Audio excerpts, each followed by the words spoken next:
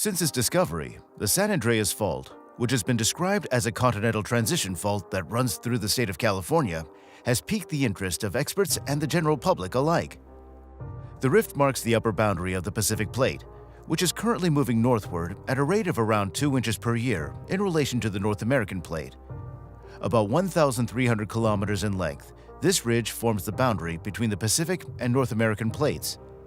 Since this suggests that the fault hasn't been moving for a while and that a big earthquake is due, the seismic alert levels have been raised. The San Andreas Fault is a slip strike fault, whereby the two tectonic plates slide past one another in opposite directions. Two plates are moving relative to one another along a fault line, causing this motion. The potential for widespread severe earthquakes makes this type of fault particularly dangerous. The San Andreas Fault has caused numerous destructive earthquakes throughout history. One of the earliest known tremors along the line was a 7.9 magnitude Fort Tejon earthquake in 1857. The earthquake of January 9, 1857 was felt from San Francisco to San Diego and even further south. More than 300 people were killed and many more were injured as a result of the earthquake, which also caused significant damage to infrastructure and buildings worldwide. The 1906 San Francisco earthquake was also notable since it happened close to the San Andreas Fault. San Francisco and the surrounding area were devastated by an earthquake on April 18, 1906. The earthquake and subsequent fires claimed the lives of almost 3,000 people. The San Andreas Fault has been the site of numerous lesser earthquakes in the decades after the devastating 1906 event.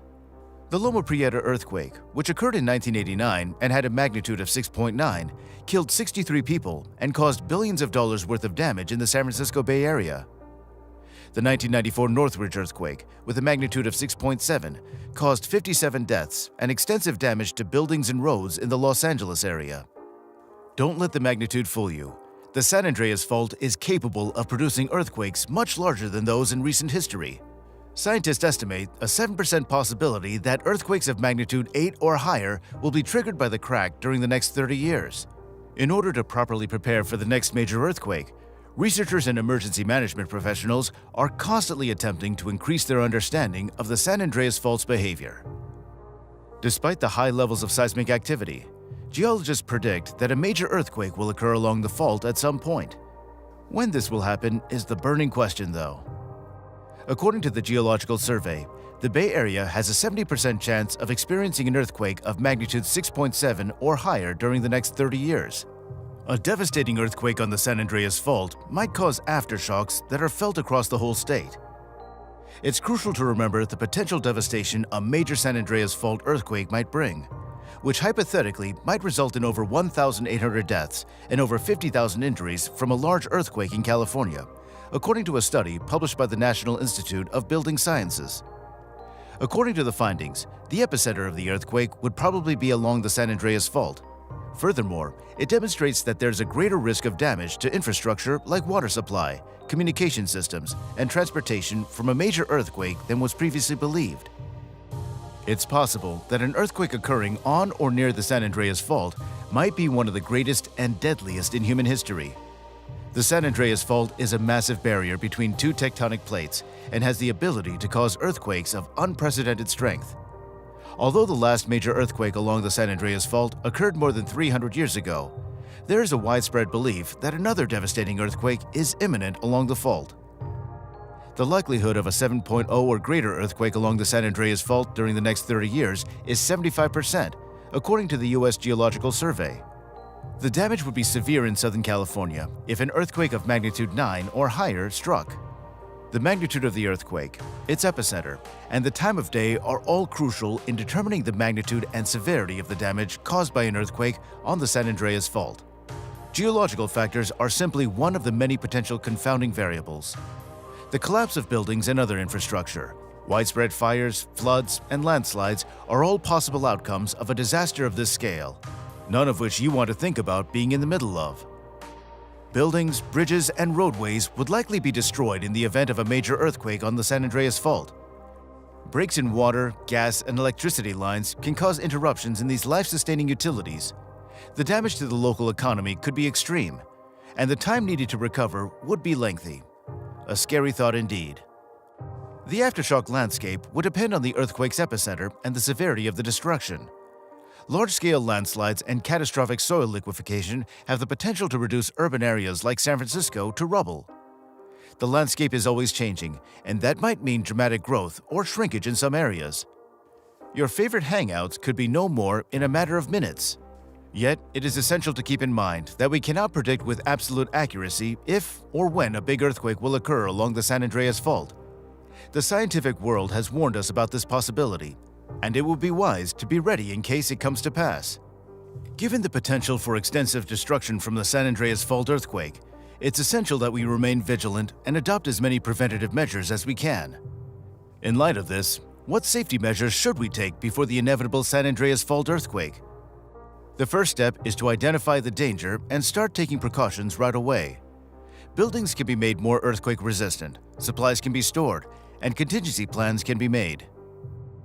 A major earthquake along the San Andreas Fault cannot be avoided, but its consequences can be lessened by taking a number of precautions. If we take the time to educate ourselves about earthquake preparedness and then put those plans into action, we'll be in the best position to deal with whatever disaster may strike. There are several crucial steps that you can take to prepare your home and family for potential emergencies. Firstly, it's important to establish a clear plan for how you and your loved ones will safely evacuate the house in case of an emergency, such as an earthquake or fire. Make sure to practice this plan regularly and keep each other informed about your whereabouts and health status.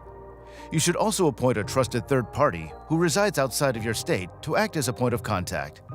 In addition to having an evacuation plan, it's a good idea to assemble a survival kit that includes enough food, water, and supplies to last for at least 3 days. This kit should also include essential items such as a first aid kit, flashlights, and portable battery chargers. To further protect your home and family, ensure that large items like bookcases and appliances are firmly fastened to the walls to prevent them from toppling over during an earthquake.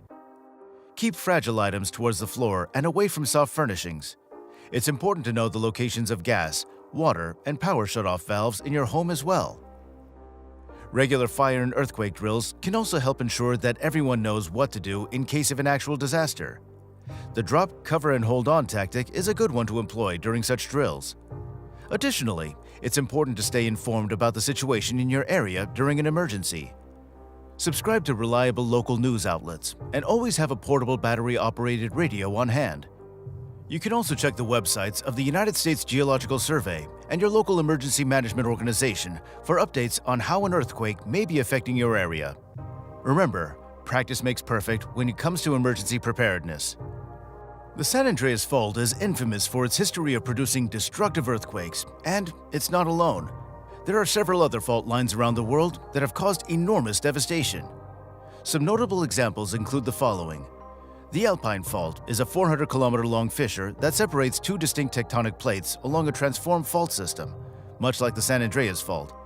It can be seen in its entirety from the most westerly point in New Zealand's Southern Alps.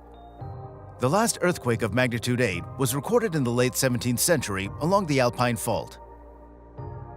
The Cascadia Subduction Zone, located off the Pacific Northwest coast, is another notable fault line. The Juan de Fuca Plate and the North American Plate are separated by this line. Historically, this fault has been involved with a number of earthquakes, the most recent of which occurred around the year 1700 and measured 8.9 to 9.2 on the Richter scale.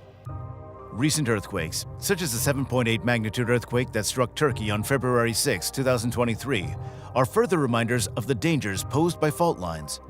A 7.5 magnitude aftershock occurred 9 hours later, both on the East Anatolian Fault Zone.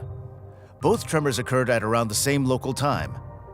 The North Anatolian Fault Zones have also been the site of other devastating earthquakes, including one in 1999 that occurred roughly 60 miles from Istanbul and claimed the lives of around 17,000 people. These examples highlight the potential for enormous destruction that earthquakes along the fault lines can produce. It's clear that the frequency and intensity of earthquakes along these fault lines around the world are on the rise, much like they've been along the San Andreas Fault. We may not be able to control when or where an earthquake occurs, but we can still do our best to protect ourselves from harm by being aware of the risks and taking precautions.